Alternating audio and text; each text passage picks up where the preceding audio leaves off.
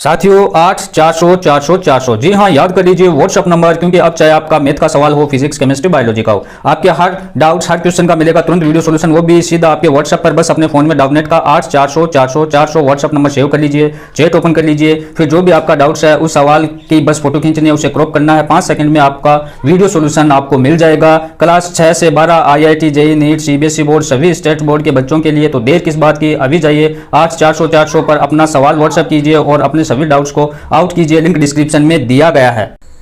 साथियों नमस्कार, मैं रमेश काला GK विद काला पर आपका स्वागत करता हूं। कक्षा 12 NCERT के अकॉर्डिंग होम साइंस का चौथा लेसन खान पान व्यवस्था भोजन सेवा प्रबंधन, बिल्कुल आसान सा, एक बार पढ़ लेते हो तो परीक्षा में आसानी से कर पाओगे। इजी सा टॉपिक आपका खान पान के बारे में, भोजन सेवा प्रबंधन के बारे में आपको बताना है, जो हम डेली रूटीन में काम में लेते हैं। कहाँ कहाँ किस प्रकार से कहाँ से भोजन मिल सकता है, कौन कौन से माध्यम से मिल सकता है, किस प्रकार का मिल सकता है, वही चीज़ें हैं एक बार देखने पर भी आसानी से एग्ज़ाम में आप कर पाओगे अच्छे से। इसको आपको पता है, नोट्स हम तैयार करते हैं, प्ले लिस्ट में आपको ये पूरी बुक का, कौन से, होम साइंस का पूर्णतः सिलेबस मिल जाएगा। अदर सब्जेक्ट को भी डिटेल और मोस्ट इम्पोर्टेंट क्वेश्चनों के माध्यम से पढ़ाया गया है, तो उनको भी आप जरूर देखें। ये हमारा लेसन है 4 का लेसन, खान पान व्यवस्था भोजन सेवा प्रबंधन। इससे बढ़ने वाले सभी छोटे बड़े प्रश्न आपको इन वीडियो में मिल जाएंगे। अच्छे से आपको तैयार करें। अगर ये पसंद आए तो इनको लाइक शेयर भी किया करें साथियों, क्योंकि काफ़ी मेहनत होती है, आपको पता है। मेहनत का आप भी थोड़ा सा उपकार करें, वीडियो को शेयर वगैरह ज़रूर करें, ज़्यादा से ज़्यादा देखें। तो वीडियो की शुरुआत करते हैं दोस्तों। भोजन उपलब्ध कराने वाली खान पान व्यवस्था कैटरिंग सेवाएं कहलाती है। छोटा प्रश्न बन गया यहाँ से ही, कैटरिंग सेवाएं क्या होती है। ये प्रश्न आने पर क्या लिखोगे? भोजन उपलब्ध कराने वाली खान पान जो व्यवस्था, वो कैटरिंग सेवाएं कहलाती है। घर के बाहर, घर पर उपलब्ध भोजन के विकल्प में, घर पर अगर भोजन उपलब्ध नहीं है तो उसके विकल्प में घर के बाहर खाद्य पदार्थ, खान पान व्यवस्था कैटरिंग उद्योग द्वारा करवाए जाते हैं। तो घर के बाहर जो भोजन की व्यवस्था की जाती है, भोजन उपलब्ध करवाया जाता है, वो ही कैटरिंग व्यवस्था कहलाती है, कैटरिंग सेवाएं कहलाती है। ये हम जब घर से बाहर रहते हैं तब चाय, कॉफ़ी, खाना आदि उपलब्ध करवाते हैं। कैटरिंग व्यवस्था क्या होती है? जब हम घर से बाहर होते हैं तो खाने के लिए तो जो भी हम चाय, कॉफ़ी, खाना लेते हैं, वो एक कैटरिंग व्यवस्था है। प्राचीन काल से आज तक, देखो पुराने समय से लेकर आज तक खाने की जो केंद्र है कौन कौन से माने जा रहे हैं, तो प्राचीन काल से आज तक धर्मशालाओं, धार्मिक स्थलों, मंदिरों में रहने खाने के लिए सस्ता स्थान व प्रसाद, लंगर खिलाने की परंपरा, गुरुद्वारा वगैरह में लंगर व्यवस्था चलती है। किसान आंदोलन में भी काफ़ी चल रही थी।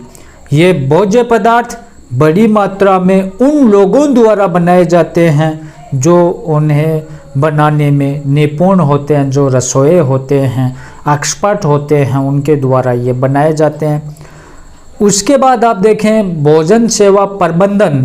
ये क्या है? भोजन सेवा प्रबंधन आपको पता है, बने हुए भोजन को, तैयार भोजन को व्यक्तियों तक पहुंचाना भोजन सेवा प्रबंधन के अंतर्गत आएगा साथियों। भोजन सेवा तैयार खाद्य पदार्थों को बनाने, पहुंचाने, परोसने का काम या ये व्यापार है। आज बढ़ते जा रहे शहरीकरण, वैश्वीकरण, अंतर्राष्ट्रीय यात्राओं, पर्यटन और विज्ञापनों की जानकारी तथा स्थानीय लोगों की नए भोजनों के स्वाद लेने में बढ़ती रुचि के कारण विभिन्न प्रकार के भोजनों की मांग बढ़ रही है। आपने एक एडवर्टाइजमेंट देखा होगा टीवी में, जैसे कि एक मैच चल रहा होता है और एक वृद्ध व्यक्ति होता है और वो स्विगी पर ऑर्डर करता है और सिर्फ एक वो शायद कुछ रसगुल्ला टाइप या लड्डू मंगाता है, ऐसा कुछ मंगवाता है और फिर वो उसमें कमेंट्री आती है कि नाक के नीचे से एक रन चुरा लिया और फिर वो उसकी औरत को और देखता है। कहने का मतलब है कि ऑर्डर करके भी अपनी पसंद का खाना है वो मंगवाते हैं, विज्ञापनों के माध्यम से उसका प्रचार किया जाता है। ये भोजन सेवा प्रबंधन के अंतर्गत आते हैं। नेक्स्ट है भोजन सेवाओं के विकास को प्रभावित करने वाले कारक कौन कौन से हैं। भोजन की जो सेवाएं हैं उसको कौन कौन से कारक वो प्रभावित करते हैं। तो पहला है परंपरा और संस्कृति। लोग अपनी परंपरा और संस्कृति के अनुसार भोजन करते हैं। आपको पता है प्राचीन काल में भारत में जो तीर्थयात्री जो तीर्थ यात्रा पर जाया करते थे उनके भोजन का प्रबंधन धर्मशालाओं में होता था। आज भी ये धर्मशालाएं कार्यरत हैं। देखो आज भी धर्मशालाएं कार्य कर रही है और रहने तथा खाने के लिए एक सस्ता खाना व स्थान उपलब्ध ये धर्मशाला करवाती है। धर्मशाला में रहते हैं, खाना खाया जाता है वहाँ पर। धार्मिक प्रथाएं की अगर हम बात करें तो धार्मिक स्थलों और मंदिरों में आने जाने वाले भक्तों को प्रसाद या लंगर खिलाने की परंपरा ने भी भोजन सेवाओं के विकास में योगदान दिया। इसी प्रकार रमजान के महीने में सभी लोगों को उस समय भोजन कराया जाता है जब वह रोजा रखते हैं। रमजान के महीने में भी देखो एक परिवार या एक घर है वो बाकी लोगों को अपने घर पर बुलाता है, फिर वहाँ रोज़ा खुलाया जाता है, भोजन करवाया जाता है। ये धार्मिक प्रथाएं हैं साथियों। औद्योगिक विकास की अगर हम बात करें तो सामाजिक आर्थिक परिदृश्य में परिवर्तनों के साथ भोजन सेवा और भोजन प्रबंधन एक उद्योग के रूप में उभरा है, क्योंकि ऐसे भोजन की बहुत अधिक मांग बढ़ी जो केवल स्वादिष्ट नहीं बल्कि साफ सुथरा, स्वास्थ्यप्रद और कलात्मक तरीके से परोसा जाता है। कोई विशेष बात नहीं है, ये नॉर्मल जो डेली रूटीन में हम काम करते हैं वही चीज़ें इसमें। सामाजिक और आर्थिक परिवर्तन के अंतर्गत क्या देखोगे कि वर्तमान समय में आए सामाजिक और आर्थिक परिवर्तन ने खान पान की जीवन शैली में भी परिवर्तन किया है साथियों, जिसने भोजन सेवाओं के विकास को प्रभावित किया है। उदाहरण देखें तो उदाहरण के लिए अब अधिकांश परिवार सप्ताह के अंत में अथवा कभी कभी शाम को आनंद के लिए खाना खाने के लिए बाजार में जाने लगे हैं। इसके अतिरिक्त बहुत से परिवार ऐसे भी हैं जो अब छुट्टियों में घर से बाहर यात्राएं करने लगे, उन्हें होटलों में खाना खाना पड़ता है। परिणाम स्वरूप खान पान उद्योग का विकास हुआ। उद्योग ही बन गया होटलों में खाना खाना, ये एक पेशा सा ही बन गया। प्रौद्योगिकी विकास की अगर हम बात करें तो औद्योगिक विकास को ये भी प्रभावित करते हैं। किस प्रकार कुछ परिस्थितियों में अधिक समय तक टिक सकने अर्थात जल्दी खराब न होने वाले भोजन की मांग होती है। कंप्यूटरों के प्रयोग ने भोजन सेवा विकास में बहुत अधिक योगदान दिया है। देखो जल्दी खराब न होने वाला, अधिक टिकने वाला, ये तो क्या है वो अचार वगैरह होता है ना वो। उसके बाद कंप्यूटरों के प्रयोग ने भोजन सेवा विकास में बहुत अधिक योगदान दिया है, जिससे केवल रिकॉर्डों के रख रखाव, हिसाब आदि रखने के लिए नहीं बल्कि भोजन के ऑनलाइन ऑर्डर, विश्व के विभिन्न भागों में विनिर्मित होने वाले खाद्य पदार्थ, सेवाएं, विभिन्न उपकरणों की जानकारी, विभिन्न व्यंजन बनाने की विधियां भी प्राप्त की जाती है। ये भी प्रभावित करता है कि ऑनलाइन ऑर्डर वगैरह करने में और अलग देशों का भोजन है वो ऑनलाइन देखने में इनका भी तो महत्व बढ़ जाता है। वैश्वीकरण किस प्रकार से प्रभावित करता है आप देखें। वैश्वीकरण के कारण मनुष्य सेवा, सामान, तकनीक का एक देश से दूसरे देश में आना जाना बढ़ गया है। वैश्वीकरण के कारण ये संभव हुआ है। इससे एक देश दूसरे देश में नई टेक्निक विकसित हुई है साथियों। खान पान व्यवस्था में सेवाओं के प्रकार, इसको आप ध्यान से देखें।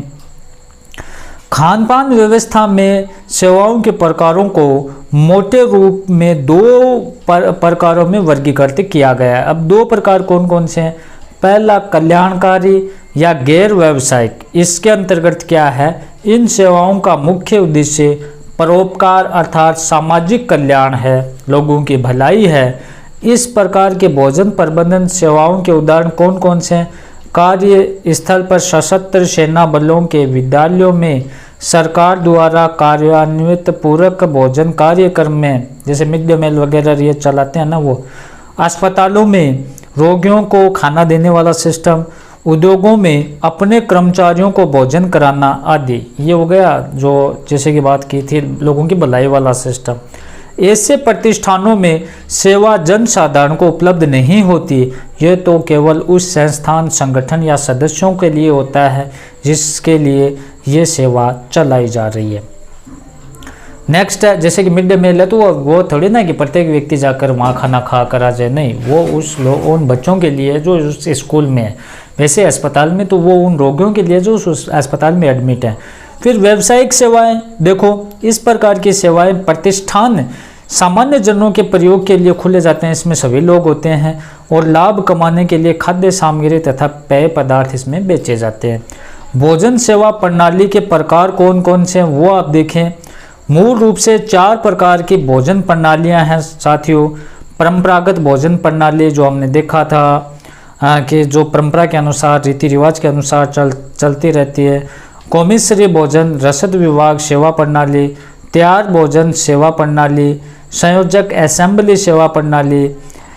सभी भोजन सेवा प्रणालियों का कुल मिलाकर लक्ष्य ये सुनिश्चित करना होता है कि सप्लाई किया गया भोजन अच्छी गुणवत्ता का होना चाहिए।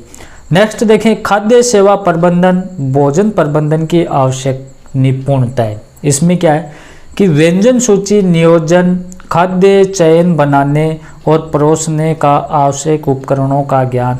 देखो भोजन प्रबंधन की आवश्यकता क्या है, जैसे मेन्यू कार्ड है उसका ज्ञान होना, फिर खाद्य पदार्थ उसका चयन और उसको परोसने का उसको नॉलेज होना, संगठनात्मक तथा उसको प्रबंध का कौशल भी होना चाहिए, सफाई और स्वच्छता का भी ध्यान रखना, फिर लागत नियंत्रण की समुचित प्रणाली का ज्ञान, कितनी लागत हुई कितना बेनिफिट होगा उसका ज्ञान, अपशिष्ट प्रबंधन के लिए उचित कार्यवाही तथा विशेषज्ञों का प्रयोग में लाना, और उसके बाद है स्थान का बुद्धिमत्ता से प्रयोग करना।